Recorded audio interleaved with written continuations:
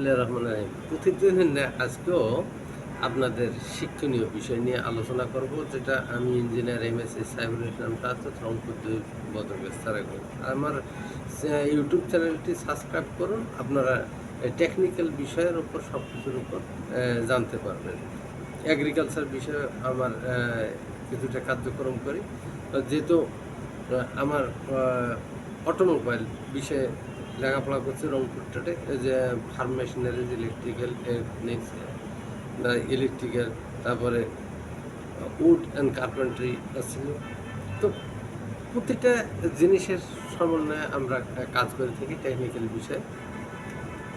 তো farm মেশিনারিজও agriculture বিভিন্ন ধরনের যন্ত্রপাতি তৈরি করার উপর আমরা প্রশিক্ষণ নিয়েছিলাম।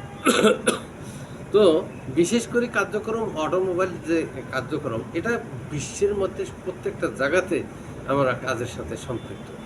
তো যেহেতু আমি একটা জিনিস না বললেই নয়, গাড়ির যে ব্রেক সিস্টেম একদিন আলোচনা করছি। তো ব্রেক সিস্টেমের যে মেন যে কার্যক্রম, তো প্রত্যেকটা জিনিসের অঙ্গাঙ্গিভাবে জড়িত।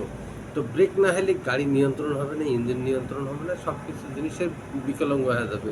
মানে দুর্ঘটনা হলে মানুষ মারা গেলে সব কিছু শেষ, কিন্তু মারা যাওয়ার আগে গাড়িকে যখন আমরা টেস্টিংরা আনি, বিশ্বের দরবারে যখন একটা গাড়িকে আমরা নিয়ন্ত্রণ বলরেখায় আনি, বিভিন্ন ধরনের পরীক্ষা নিরীক্ষা করার মাধ্যমে আমাদের এই গাড়িতে পারমিশন পায়, রোড পারমিশন পায়, দেওয়া হয়। তো আমি ইঞ্জিনিয়ার হিসেবে সাজেস্ট করব যে বিভিন্ন ধরনের ইঞ্জিনের যে আমরা ব্রেক সিস্টেমে যে কার্যক্রম করি, তো বিভিন্ন ধরনের ব্রেক শু আমরা ব্যবহার করে থাকি, যেমন প্যাড সিস্টেম, তারপরে আপনার metal to metal brake system এবং রাবার ব্রেক সিস্টেম। তো বিভিন্ন ব্রেক সিস্টেমের একটা কার্যপ্রণালী। তো গাড়ির যে গতি নিয়ন্ত্রণ করার জন্য যে সমস্ত হালকা যান হইলে এটাকে রাবার দিয়ে আমরা নিয়ন্ত্রণ করে থাকি, রাবার ব্রেক শু। এবং হালকা বা লাইট যেটা ব্রেক সিস্টেম কার্যক্রম করা হয়, সেটা হলো ব্রেক প্যাড দ্বারা। আর যেটা হেভি রানিং এবং অত্যন্ত শক্তিশালী গতিশীল metal to metal brake shoe আমরা ব্যবহার করে থাকি। তো এই জিনিসগুলো দেখার জন্য এই যে মেটাল টু এটা আজকে ব্রেক প্যাড আমি নিয়ে আলোচনা করব। যখন আমরা বিভিন্ন ধরনের গাড়িকে নিয়ন্ত্রণ করার ক্ষেত্রে এই প্যাডটা কিন্তু কার্যকারী পদক্ষেপ।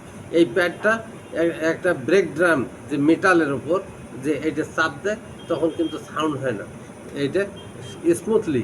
এই ব্রেক প্যাডটা আমরা কয়েকটা মিশ্রণের দ্বারা কিন্তু এই ব্রেক প্যাডটা তৈরি করে দেয়। এখানে কার্বন আছে, ম্যাঙ্গানিজ আছে, তারপরে অন্য অন্য উপাদান দিয়ে আমরা তৈরি করে থাকি। এই ব্রেক প্যাডটা অত্যন্ত শক্তিশালী, হার্ডনেস।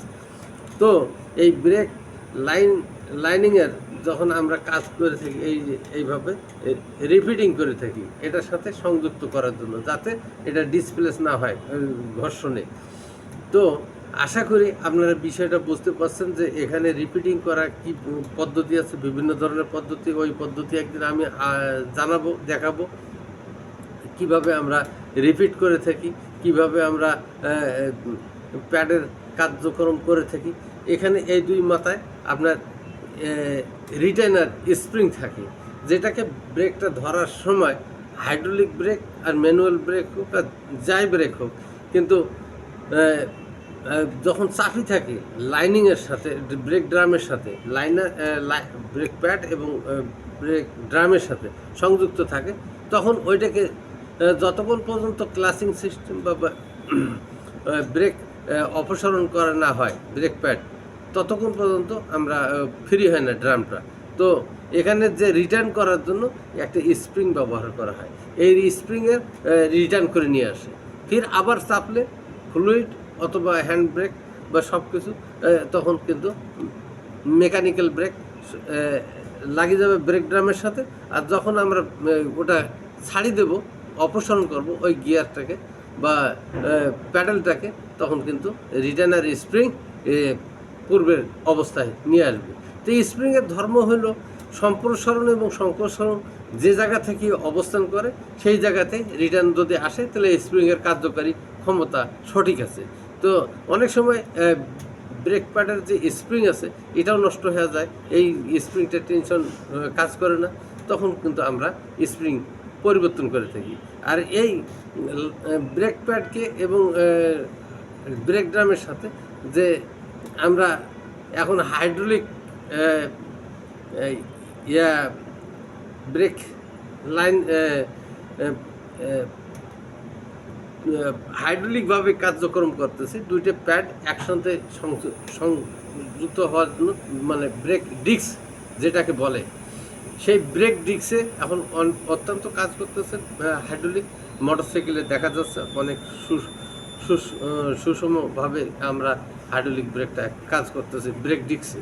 তো আশা করি বিষয়টা বুঝতে পারছেন সব কিছু। আগামী দিনে আরও বিষয়তে আলোচনা হবে। এই ব্রেক সিস্টেম অনেক প্রকার কার্যক্রম করে থাকে। তো ধন্যবাদ। আসসালামু আলাইকুম, শুভ সকাল।